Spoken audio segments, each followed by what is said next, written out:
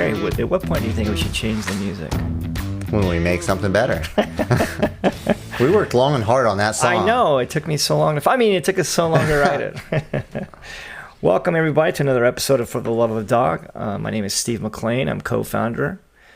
And I'm here with Gary to talk a little dog behavior, answer some questions. Gary, how are you doing? Doing good. How are you? I'm good. I'm well slept. Awesome. I'm well slept. I slept well. Rested. I'm well rested, I think, is what I was looking for. Thank you. You look good. Thank you. I got a haircut. I'm very dapper. Got kind of too. Why is it with guys, like when we get a haircut and it's this short, we look like we're 10 years old? I don't know what it is. You're probably talking to the wrong person. Yeah, your mohawk, when you get like, take this much off your mohawk, you look so much younger. I am low right now. I just took 2 inches off. Oh my gosh. So when you shave it like for length, how long? Like a month, 2 months, 3 months? I do the side once a week, right, and then I do the top when it needs it. But it usually comes out about once a month. It's funny now that you say that. It is a lot shorter than normal. Yeah, I noticed that. Yeah, it starts to get thin at the top. You know, it's rough on your hair to do this to it. No, I know. I get it. And then I like it when it's like so long it starts to creep over. It's a little wave, yeah.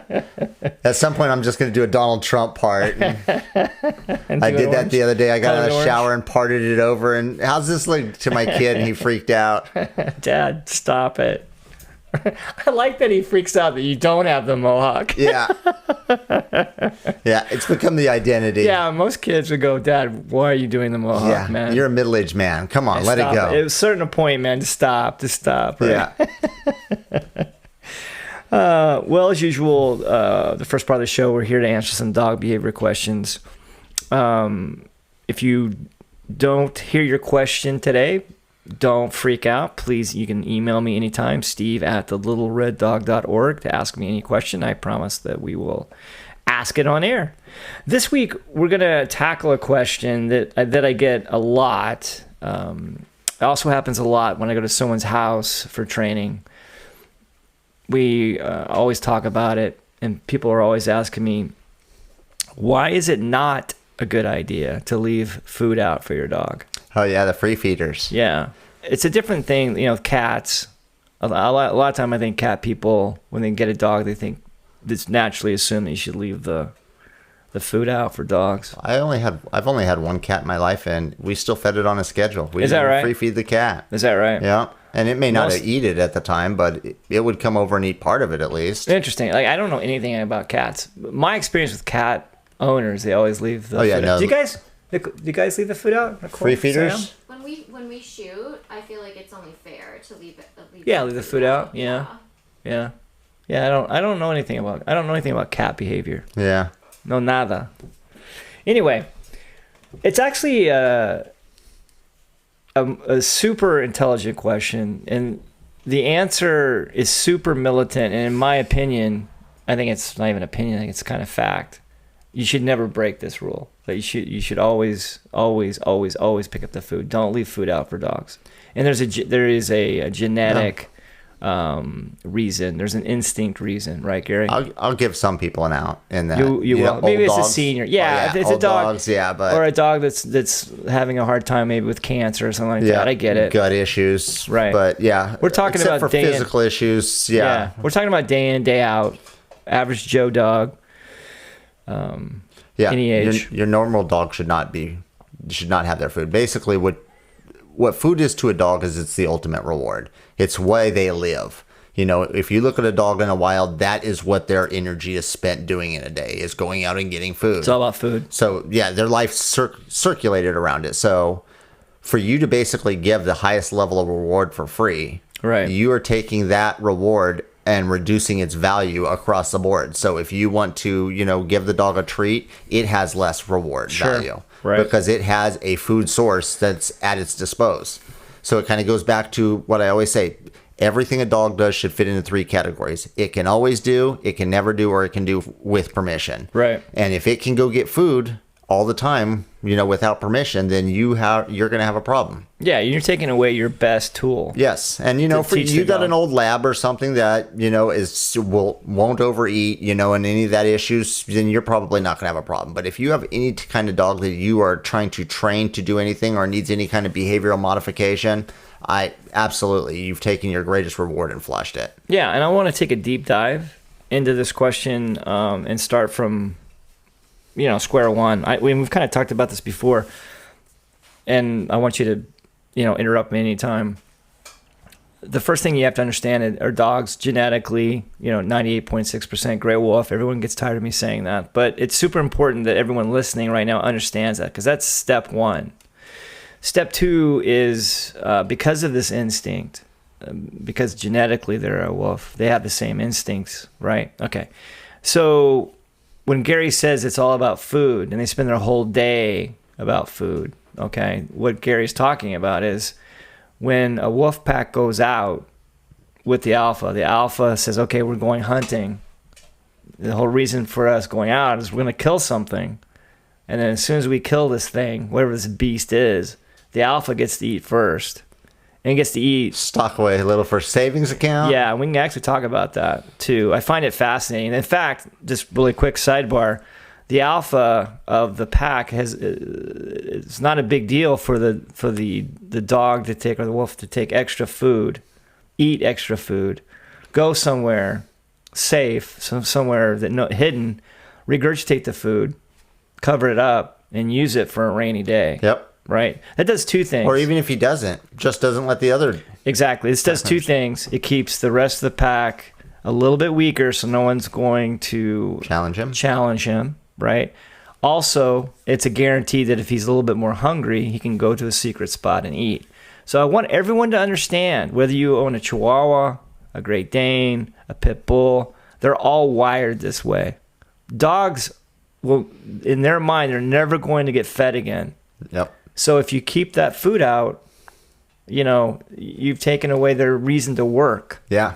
It's just like if there was an empty pile of cash sitting around all the time, we would not be motivated to work. I know I wouldn't. Yeah. A lot of people are better than me, and they would work just to better themselves. I ain't one of those people. Well, that would work better if you weren't tied to the little red dog for 24 hours a day, 7 days a week, and losing money doing it. But yeah, where do I sign up for this money left out for me all the time? If you got too much money, that pile of money, start a dog rescue. It'll go fast. Yeah, no shit.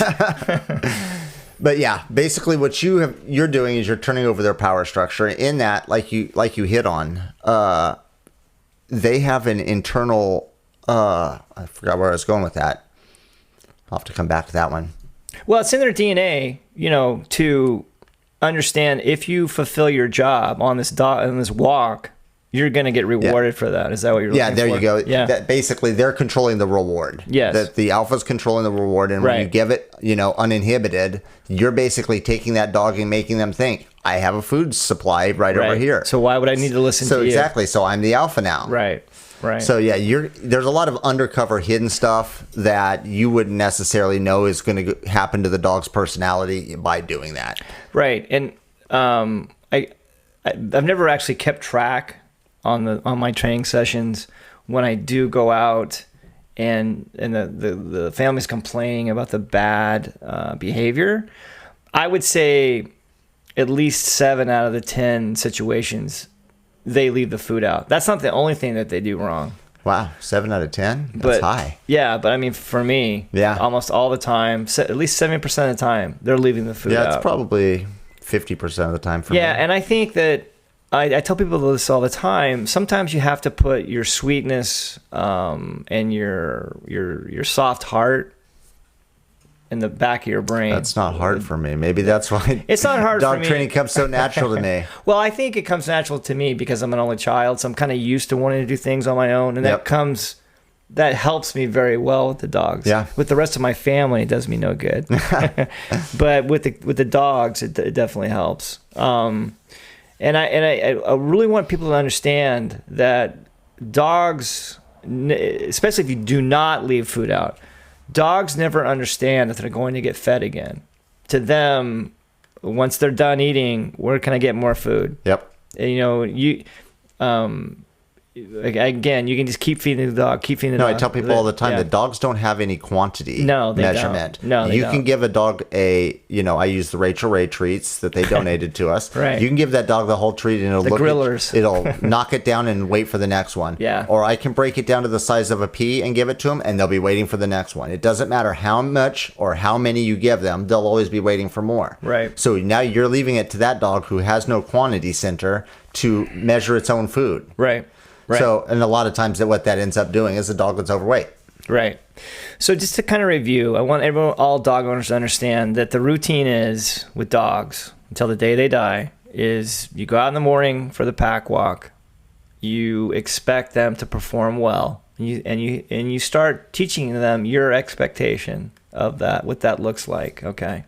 The dog is never allowed to dictate any of the dog walk action. There's no stopping. Go, go, go. In the dog's brain, if you've been working on this, the dog expects to be rewarded for the good behavior on the walk, right? And that's where the food comes in. So it's so important that everyone understand this routine. Now, let me add this final thing before we go to break. I've worked with some hardcore dog. I don't know if you've ran across anyone like this, but I've ran across some dog trainers that are so hardcore in the morning that if the dogs don't walk to their satisfaction, they don't get fed. I've never used it for dog walking, No. but I've done it for other behaviors. Have you? Yeah. I mean, that's going to be the Sure. ultimate flex on a dog. I Right. always It's tell not people being is dog cruel. behavior is replicating what dogs do. That's and right. what dogs do is when you do wrong by the alpha, you don't get fed. Right, right. So if you take food that doesn't belong to you, you've now taken that, you've given up your breakfast. Right, right. And I explain to people, I always feed my dogs in the morning. I don't have the stomach to not feed them. However, I always want them to think that they're not going to get fed. Yeah. And it's the same ritual every morning. Sometimes I pick up the food, while they're in the while they're eating, and make them look at me just as a reminder. Yep, this put is it back mine. down. Yeah. So I think we probably beat that to death. Yeah. I think so. Yeah. Yeah. All right. It's a good topic, though. All right. Yeah. All right. When we come back, I think PJ is coming. I think she's going to replace you. Yeah. Yeah. All right. She's going to kick I'm one of going us to the out. beach. All right. Well, rock, paper, scissors. Who's right. going? I won. All right. Thanks. We'll be right back. Hey, everyone. Thank you for tuning in for the love of dog. Totally good news. New Road is back with their food. However, it's only treats. That's okay. We love the treats. You saw Gary try them months ago. Either way, doesn't matter. They're great. They're terrific. Treats only. The promo code is REDDOG15, all caps. Type that in when you're ordering. You get a discount, plus we get a little bit of a donation. We love it. Please check it out. New Road. Thanks, everybody.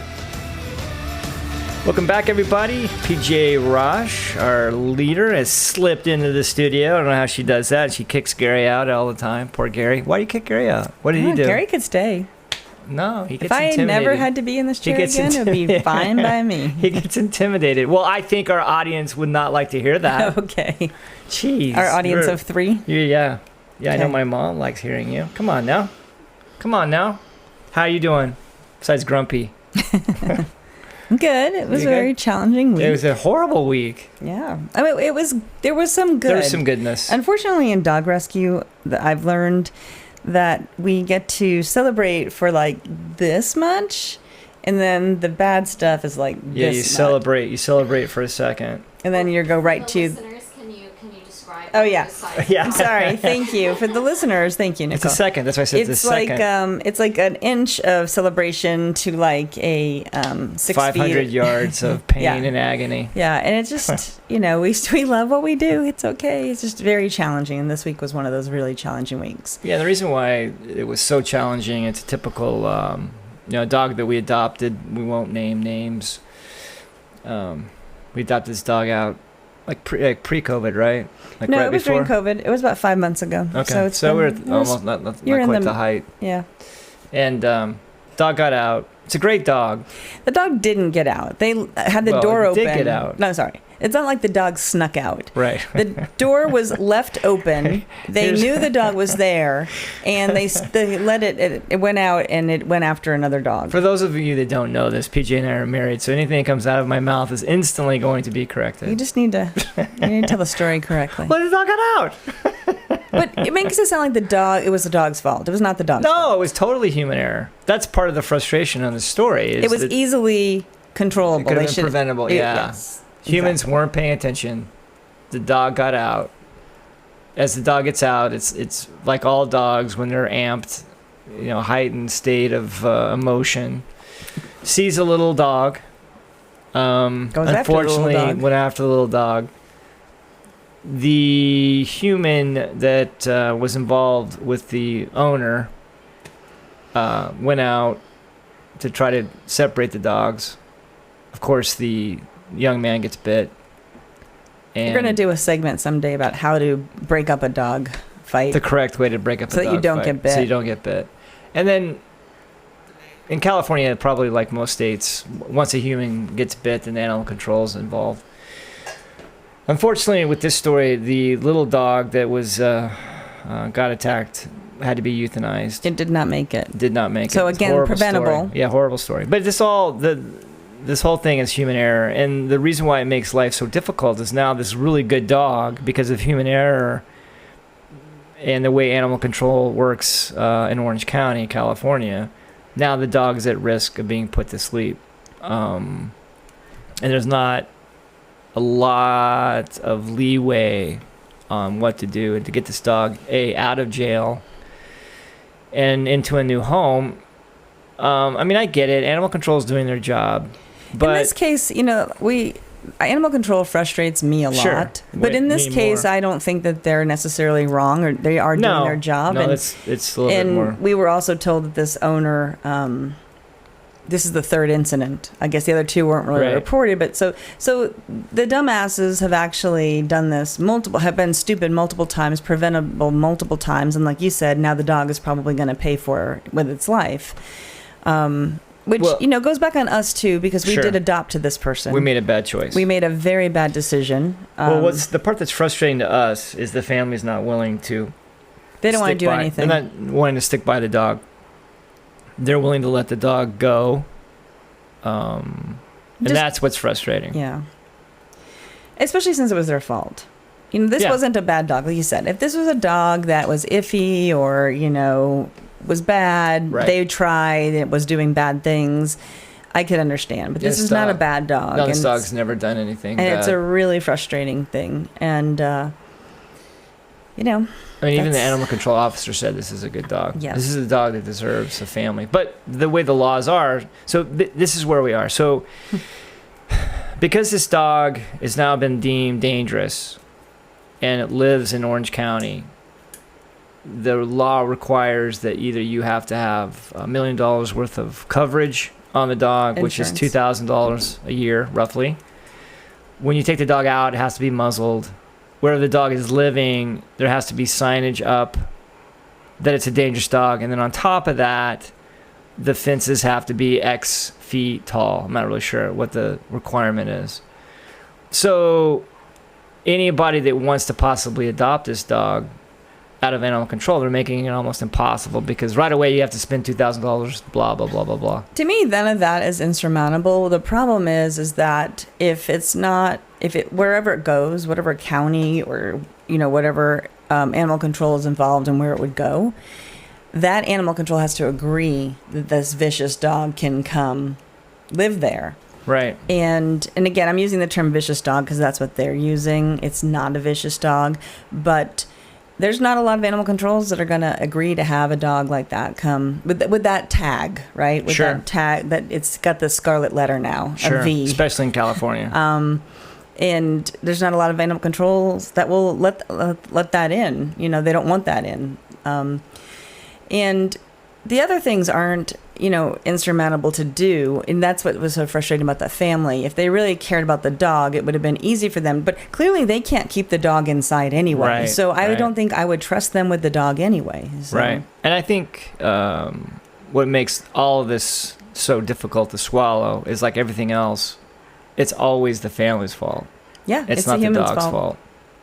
And again, there's a lot of victims in this. The dog that passed, that's horrible, and I'm sad about that. And those people have to deal with losing their dog, and I'm sure they're not super happy. The dog that we adopted out, is going to probably pay a pretty hefty price for this incident. And again, she was just being a dog. I mean, and had she been on a leash or been in another room or not allowed to be outside off leash, this wouldn't have happened. Right. So. Right. Yeah, and I mean, I did talk to the family. They're not willing to budge. They're not gonna. They don't want to go through it and keep the dog. No, they're ridiculous people. I mean. Well, I think that's what boils down to. People are always passionate about adopting a dog. They'll never give up the dog. They'll never give up the dog. I don't, people don't spend a lot of time thinking about what could go wrong and thinking and going through that scenario. Am I going to be the better human and stick with this dog? I know we always use the analogy, geez, I hope you don't give up on your child this easily, but sometimes it feels like they would. I think if it was legal, and socially acceptable, it's socially acceptable to give up on a dog. We hear that all the time. Like, people say, oh, this dog, it's very territorial and I'm pregnant. So, that's okay. And of course it's not to us, but honestly, the problem is that we and our team all feel like everybody we adopt to is going to be like us. We went through a very similar situation with our dogs because a neighbor's dog got out of its leash and came onto our property and a fight ensued. And this was years ago. And we had to go through all of those steps. Right. The dangerous dog hearing, we lost. Right. We had to go to court. Right. There was just, one thing after another with that. And I'm still pissed off about it because, our dogs weren't bad. It wasn't their fault. They were provoked. All of those things. And, we still had a year and a half that took. But we did it. I didn't go back to where I got my dog from, the Downey shelter, and go, oh, I don't want this dog anymore. And we didn't take it back, Tank back. I mean, we put up with it. And had we lost, we would have done what we would have had to do. Sure. We would have had the $1 million bond. We would have muzzled them. We would have put the signs up. We would have done all of that because I wasn't going to give up my dogs. Yeah, I think that's the key word is when we're interviewing people.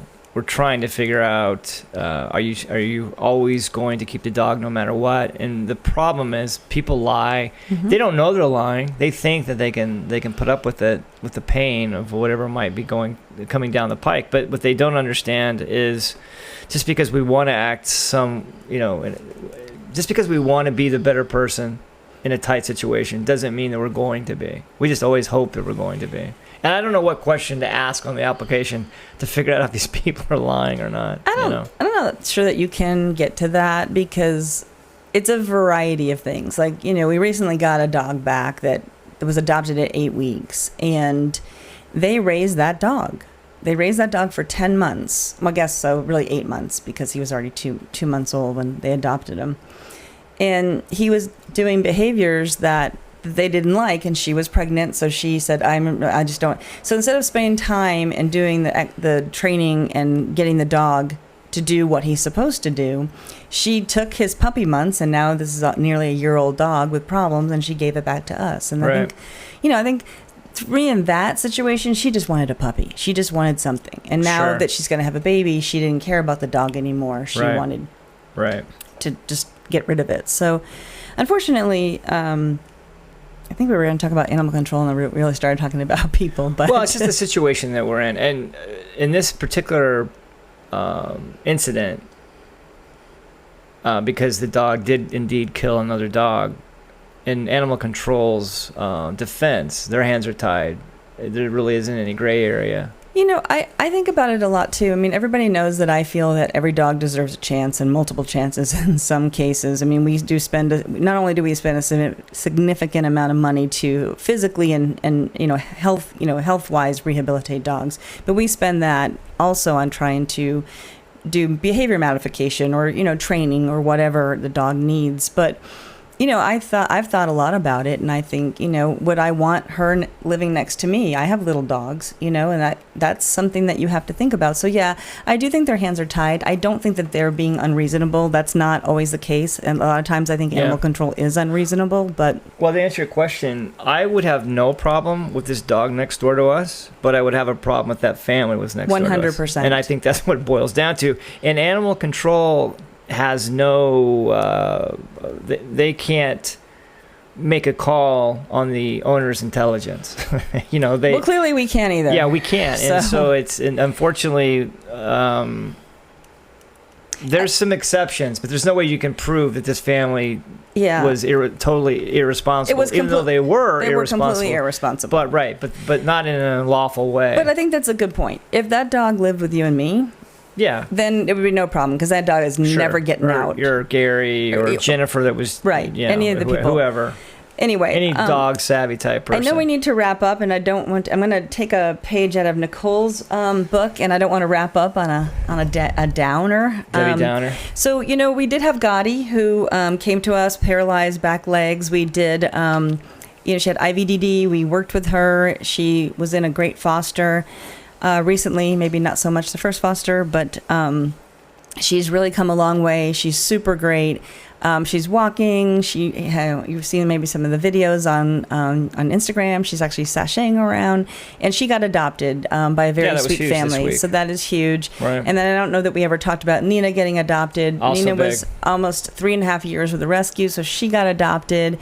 And both seem to be really thriving in their new home. So that's when we'll do the high five for that and end on that note. Yeah, well, again, it goes back to the Lauren's question a couple weeks ago when she was sweet enough to come interview us about the rescue, and she said, she wanted to know what the experience was like, and she said, give me 3 words, and I said, blood, sweat, and tears. But the tears were happy tears. Yeah. And I think those last 2 examples were the happy tears for sure. Absolutely. So, thank you. Well, PJ, thanks for swinging by. Yeah, no Apparently, problem. I didn't know you didn't love it doing this. Okay, I guess we have to find a replacement, everybody. Oh, good. Start sending your resumes in today at steve@thelittlereddog.org. We'll fit you in. Thanks, everybody. Please tune in, subscribe for the love of dog. Thanks again, PJ. Thank you. Thanks, everybody, for listening. All right, guys. See you next week.